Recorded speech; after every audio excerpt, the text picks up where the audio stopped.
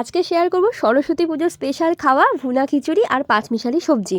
প্রথমে সবজিটাকে ভালোভাবে কেটে ধুয়ে বেগুনটাকে আলাদা করে ভেজে রাখবো। সবজির জন্য প্রথমে কাঁচা লঙ্কা পাঁচফোড়ন দিয়ে আদা জিরে যেটা বেটে রেখেছিলাম সেটা দিয়ে পরিমাণ মতো হলুদ গুঁড়ো আর লঙ্কা গুঁড়ো দেবো। এটাকে ভালোভাবে কষে গেলে মশলাটা কষানো হয়ে গেলে একে একে সবজিগুলো দিয়ে দেবো। আর সবজিতে কিন্তু আমি কোনো রকম জলই ব্যবহার করব না, এই সবজির জলেই এই সবজি রান্না হয়ে যাবে।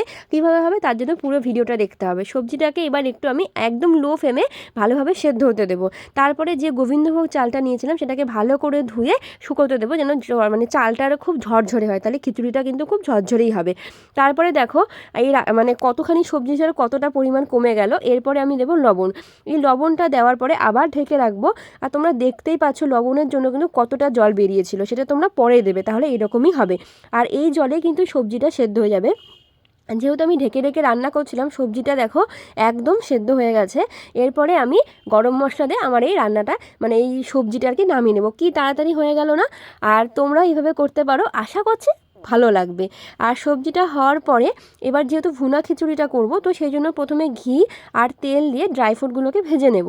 আর ফোড়নে দেব তেজপাতা, তার সাথে দেব এলাচ। এটাকে খুব ভালোভাবে ভেজে যে ডালটা আমি ধুয়ে জল ছাড়িয়ে রেখেছিলাম মুগ ডাল, তো সেটাকে আমি ভালোভাবে ভেজে নেব। যেহেতু আমি ডালটা আগে ভেজে এটাকে সেদ্ধ হতে দেবো, তাহলে ডালটা খুব ভালোভাবে সেদ্ধ হলে মানে খিচুড়িটা কিন্তু খুব ভালোভাবে ভুনা খিচুড়ি মানে খুব ঝরঝরে হবে। আর আমি এখানে দিয়েছিলাম মশলা হিসেবে আদা জিরে বাটা, তার সাথে লঙ্কার গুঁড়ো আর হলুদ। তো দেখো এইভাবে ডালটার মশলাটা কষে গেলে কি কাঁচা গন্ধটা মানে খিচুড়িতে লাগবে না। এবার ডালটা ভাজা হয়ে গেলে আমি কিন্তু খিচুড়িতে কোনো রকম ঠান্ডা জল ব্যবহারই করিনি, আমি গোটা খিচুড়িতেই কিন্তু গরম জল করে রেখেছিলাম, সেই জলটাই দেবো। এবার দেখো ডালটা কিন্তু আমার প্রায় সেদ্ধ হয়ে গেছে। এরপরে আমি চালটাকে দেবো, তাহলে দেখবে ব্যালেন্সটা খুব ভালো হয়। নাহলে ডালটা সেদ্ধ হয় না, এদিকে চালটা সেদ্ধ হয়ে যায়। তো আমি এরপরও কিন্তু আমি গরম জলটা দিয়ে এটাকে সেদ্ধ হতে দেবো। আর গ্যাসটাকে একদম লো ফ্লেমে দিয়ে আমি এটা ঢাকনা দিয়ে রাখবো। তারপরে এটা খিচুড়িটা আস্তে আস্তে সেদ্ধ হবে। তারপরে আমি একটু ঘি দিয়েছিলাম, মানে প্রত্যেকটা রান্নায় আর কি ঘি দিয়েই করতে হবে, তো সেটা আমি মাঝে মাঝে দেখাতে ভুলে গেছি। আর তারপরে আমি পরিমাণ মতো নুন দেবো। আর আমি তার উপর দিয়েছিলাম চিনি, যাতে মানে খিচুড়িতে একটু মিষ্টি মিষ্টি ভালো লাগে।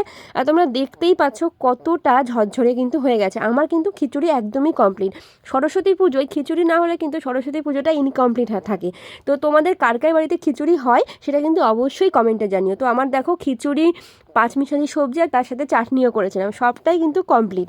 পুরো ভিডিওটা কেমন লাগলো সেটা কমেন্টে জানিও। আর ভিডিওটা ভালো লাগলে বাড়িতে কিন্তু অবশ্যই একবার রান্না করে আমাকে জানিও কেমন লাগলো। টাটা।